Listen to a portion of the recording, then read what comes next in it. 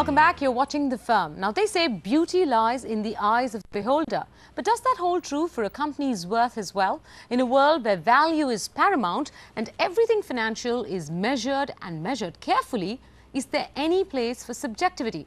It turns out that valuations are in fact a shopping game. Nahid Patel investigates corporate retail therapy. Diet food, face creams and sexy clothes. You can go shopping for a new self-image. And let me tell you, companies do the same thing. In corporate folklore, it's called valuation shopping, be it for raising money or doing a deal. Important financial parameters can be tweaked and tweaked till you get not what you see, but what you want to see. Even numbers are now a matter of opinion. We don't really call it opinion shopping in that sense of the term. It's done in a much more subtle manner, wherein before you assign the contract to a particular valuer, you try and ascertain as to whether his valuation methods will lead to a value that you're looking for to meet your ultimate business objectives. Rewind to 1991 when the Finance Ministry and the Controller of Capital Issues governed all pricing, be it of initial public offers, that is IPOs, or follow-on issues, FPOs, or even the rare M&A deal. Then came Finance Minister Manmohan Singh, who walked down the liberalization path. Since then, IPOs and FPOs have enjoyed free pricing. Market regulator SEBI has laid down pricing guidelines for other kinds of fundraising. And M&A valuations are a matter of opinion, except for cross-border deals. So the Reserve Bank of India has a circular from 2004 which mandates that fair market value has to be determined in case of any transaction involving a sale of shares from a resident to a non-resident and vice versa. The RBI mandates that the Controller of Capital Issues guidelines on valuation be followed and the fair market value be determined. So once fair market value is determined on that basis, that forms the floor price, and then the promoter or the company or the seller is free to charge anything above that floor price. The big sticky issue is merger valuations. They follow a Supreme Court verdict in 1995.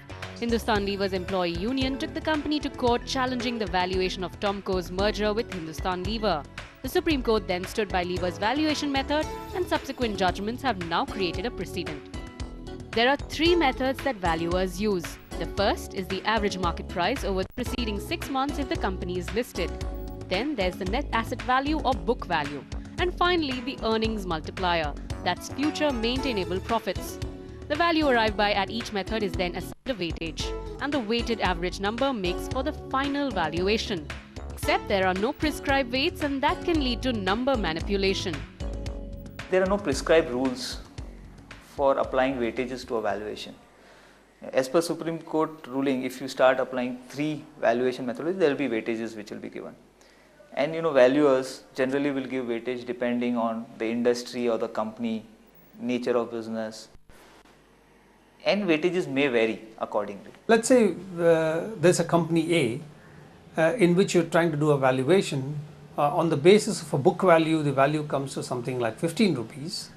On earnings multiplier basis, it comes to 60 rupees.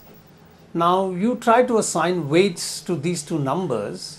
Now, if you were to assign an 80% weight to the number 15, the ultimate value will go closer to 15.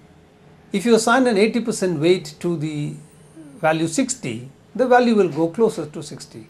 So in adjusting the weights, there's a lot of leeway that a valuer has. But in a merger, there are relative valuations. So both transferor and transferee get the same weightages for each of those methods, more or less, I would think. And therefore things even out in a valuation exercise when you're looking at a merger scenario. So is all fair in love and valuations? Not quite. Though there may be no prescribed weightages, there are commonly used ones.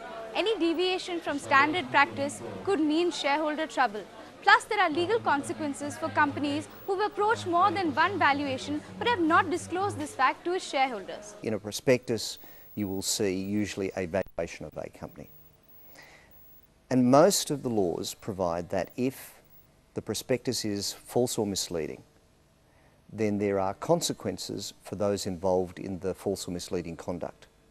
So that if you are a director of a company and you improperly shop for a valuation which may be the best, and you don't disclose the fact that you've received others that have a lower price, then you could yourself be liable for misleading conduct. So next time you go shopping, exercise caution, or you may be stuck with a bill you cannot afford.